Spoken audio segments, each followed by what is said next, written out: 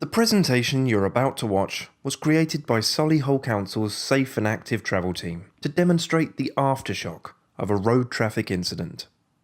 The people you will see are not actors, but work for the local emergency services. They wish to share their heartfelt experiences of attending a road traffic incident. All of the incidents referred to took place within the borough of Solihull. If we examine pedestrian road casualties, 60% are due to the pedestrian failing to look properly. A further 29% are due to the pedestrian being careless, reckless, or in a hurry. So, if we put those two figures together, that means 89%, or nearly 9 out of 10 pedestrian road safety incidents, are due to the pedestrian not looking, carelessness, recklessness, or being in a hurry. So statistics tell us that 89% of road traffic incidents involving pedestrians are due to pedestrian behaviour and distraction. And that's avoidable. The uncomfortable truth is, if you're a pedestrian involved in a road safety incident, it's probably due to something you did. Distraction, peer pressure, and our behaviour can have the ultimate consequence, and in that brief moment, a life can be lost or someone seriously injured. Still, it's not as if it affects others.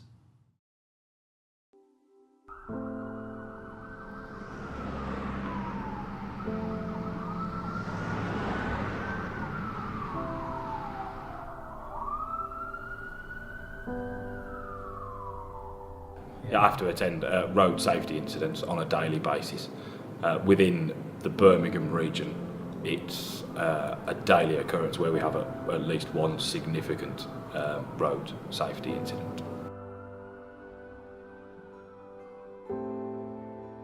We'll obviously make our way there as quickly as we can. That's the priority, because we really don't know what we're going to be faced with. We generally get a message that says something like car versus car or car versus wall, and very little else.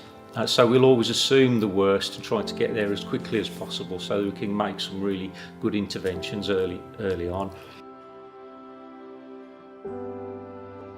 At the scene, you've got a number of emergency workers, trying to do all the best that they can, but you know, when someone passes away at the roadside and you're there's a lot more to it after that has to be dealt with, and no amount of training is ever going to help you.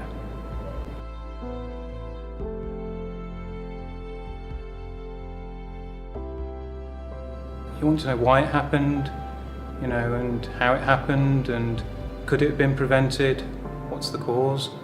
You know, what if it hadn't happened, I wouldn't have been doing this, and the paramedic wouldn't have been doing that, and ultimately I wouldn't have to now go and tell somebody some awful, heartbreaking news.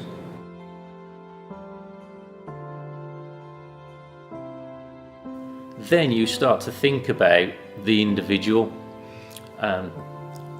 If it's a young adult, what are their parents think? You know, do their parents even know yet?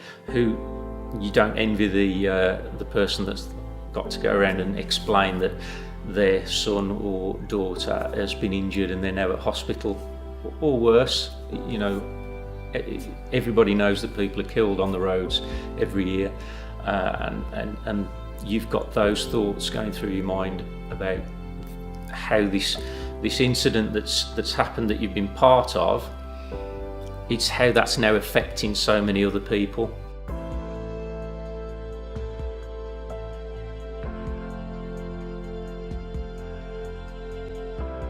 Nobody wants to see anybody in a traumatic, injured state, but certainly for 99% of all ambulance responders, anything that with regards or involves children, small children, certainly cuts close to the edge.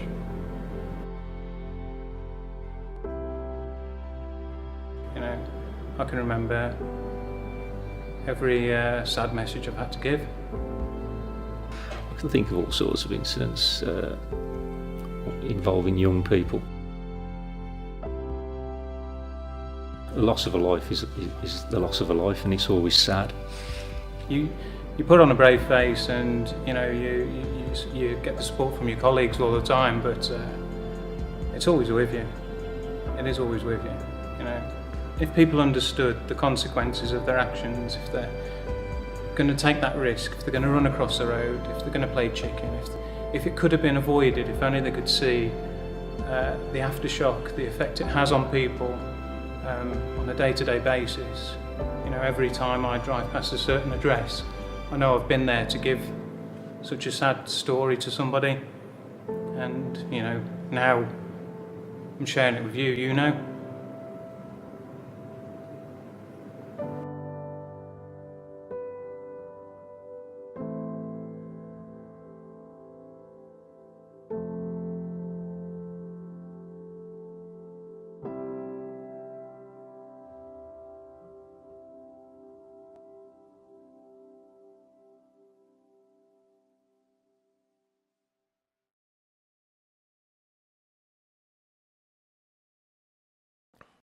Each and every aspect of a road traffic incident has a lasting effect on all involved. The aftershock remains with those people, be they family, friends, the emergency services, doctors, nurses, rehabilitation professionals, or even a bystander who happened to witness the incident. The aftershock goes on and on and on. Thank you for watching this presentation on behalf of Solihull Council's Safe and Active Travel team. Together, we can save lives.